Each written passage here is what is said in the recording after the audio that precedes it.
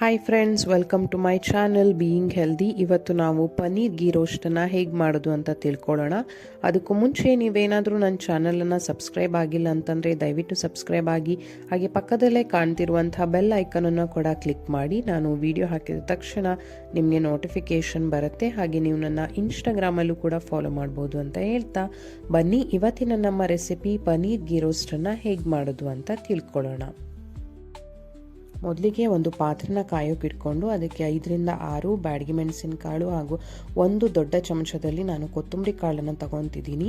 1/4 ಚಮಚ ಆಗುವಷ್ಟು ಮೆಂತೆ, ಅರ್ಧ ಚಮಚ ಆಗುವಷ್ಟು ಜೀರಿಗೆ ಹಾಗೂ ಸೋಂಪು, ಹಾಗೆ ಒಂದು ಚಿಕ್ಕ ಚಮಚದಲ್ಲಿ ಅಂದರೆ 10ರಿಂದ 12 ನಾವು ಕಾಳು ಮೆಣಸಿನಕಾಳನ್ನು ಕೂಡ ಸೇರಿಸ್ಕೊಂಡು ಫ್ರೈ ಮಾಡ್ಕೊತಿರ್ಬೇಕು. ಆಮೇಲೆ 3 ಗೋಡಂಬಿನ ಕೂಡ ಇಲ್ಲಿ ಸೇರಿಸ್ಕೊತಿದ್ದೀನಿ. ಅದನ್ನು ಕೂಡ ಚೆನ್ನಾಗಿ ಫ್ರೈ ಮಾಡಿಕೊಂಡು ಅರ್ಧ ಚಮಚ ಆಗುವಷ್ಟು ಎಳ್ಳನ್ನು ಕೂಡ ನಾನು ಸೇರಿಸ್ಕೊತಿದ್ದೀನಿ. ಅದನ್ನು ಕೂಡ ಚೆನ್ನಾಗಿ ಫ್ರೈ ಆಗ್ತಿದ್ದಂಗೆ ಒಂದು 8ರಿಂದ 9 ಬೆಳ್ಳುಳ್ಳಿ ಎಸಳುಗಳನ್ನು ನಾನು ಸಿಪ್ಪೆ ತೆಗೊಂಡು ಹಾಕ್ಕೊಂಡಿದ್ದೀನಿ. ಅದನ್ನು ಕೂಡ ಆ್ಯಡ್ ಮಾಡಿಕೊಂಡು ಒಂದು ಚಿಕ್ಕ ಗಾತ್ರದ ಲಿಂಬೆಹಣ್ಣಿನ ಸೈಜಲ್ಲಿ ನಾವು ಹುಳಿ ಹಾಗೂ ಸ್ವಲ್ಪ ಬೆಲ್ಲ ಇವೆಲ್ಲವನ್ನು ನಾವು ನೀರು ಹಾಕ್ಕೊಂಡು ಚೆನ್ನಾಗಿ ಪೇಸ್ಟ್ ಮಾಡಿಟ್ಕೋಬೇಕು.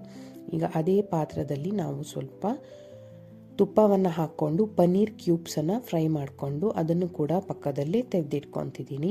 ಅದಕ್ಕೆ ಸ್ವಲ್ಪ ತುಪ್ಪವನ್ನು ಆ್ಯಡ್ ಮಾಡಿಕೊಂಡು ಆಗಲೇ ಏನು ಪೇಸ್ಟ್ ಮಾಡಿಟ್ಕೊಂಡಿದ್ವಲ್ವ ಆ ಪೇಸ್ಟನ್ನು ನಾನಿಲ್ಲಿ ಚೆನ್ನಾಗಿ ಫ್ರೈ ಮಾಡ್ಕೊಳ್ಳೋಕ್ಕೆ ಆ್ಯಡ್ ಮಾಡ್ಕೊತಿದ್ದೀನಿ. ಅದನ್ನು ಕೂಡ ಚೆನ್ನಾಗಿ ಮಿಕ್ಸ್ ಮಾಡ್ಕೋಬೇಕು. ಅದರಲ್ಲಿ ಈ ಉಳಿದಂಥ ಪೇಸ್ಟಿಗೆ ನಾವು ನೀರನ್ನು ಕೂಡ ಬೆರೆಸಿ ಅದನ್ನು ಕೂಡ ಆ್ಯಡ್ ಮಾಡ್ಕೊತಿದ್ದೀನಿ. ನೋಡಿ, ಈ ಥರ ಆ್ಯಡ್ ಮಾಡಿಕೊಂಡು ಅದು ಚೆನ್ನಾಗಿ ಮಿಕ್ಸ್ ಮಾಡ್ಕೋಬೇಕು. ಮೇಲ್ಗಡೆ ಸ್ವಲ್ಪ ಈರುಳ್ಳಿನೂ ಕೂಡ ಸೇರಿಸ್ಬೋದು, ಇದು ಆಪ್ಷನಲ್ ನಿಮಗೆ. ಅದನ್ನು ಚೆನ್ನಾಗಿ ನಾವು ಮಿಕ್ಸ್ ಮಾಡ್ತಾ ಅದು ಕಲರ್ ಚೇಂಜ್ ಆಗಬೇಕು. ಹಾಗೆ ತುಪ್ಪ ಏನಿದೆ ನೋಡಿ ಅದು ಬಿಡ್ಕೊತ ಬರಬೇಕು. ಮೇಲ್ಗಡೆ ಸ್ವಲ್ಪ ಉಪ್ಪು ರುಚಿಗೆ ತಕ್ಕಷ್ಟು ಹಾಕಿ ಅದನ್ನು ಕೂಡ ಫ್ರೈ ಮಾಡಬೇಕು. ಇದು ಫ್ರೈ ಆಗ್ತಿದ್ದಂಗೆ ಕರ್ಬೇವಿನ ಸೊಪ್ಪನ್ನು ಕೂಡ ನಾನಿಲ್ಲಿ ಸೇರಿಸ್ಕೊತಿದ್ದೀನಿ. ಕರ್ಬೇವಿನ ಸೊಪ್ಪು ಒಂದು 5ರಿಂದ 6 ಕರ್ಬೇವಿನ ಸೊಪ್ಪು ನಾನು ಸೇರಿಸ್ಕೊತಿದ್ದೀನಿ. ನೋಡಿ, ಈಗಾಗಲೇ ಅದು ಕಲರ್ ಚೇಂಜ್ ಆಗ್ತಾ ಇದೆ. ಈ ಕನ್ಸಿಸ್ಟೆನ್ಸಿಗೆ ಬಂದ ತಕ್ಷಣ ನಾನು ಫ್ರೈ ಮಾಡ್ಕೊಂಡಿರ್ತಕ್ಕಂಥ ಪನ್ನೀರನ್ನು ನಾನಿಲ್ಲಿ ಆ್ಯಡ್ ಮಾಡಿಕೊಂಡು ಅದನ್ನು ಚೆನ್ನಾಗಿ ನಾನು ಮಿಕ್ಸ್ ಮಾಡ್ತಿದ್ದೀನಿ.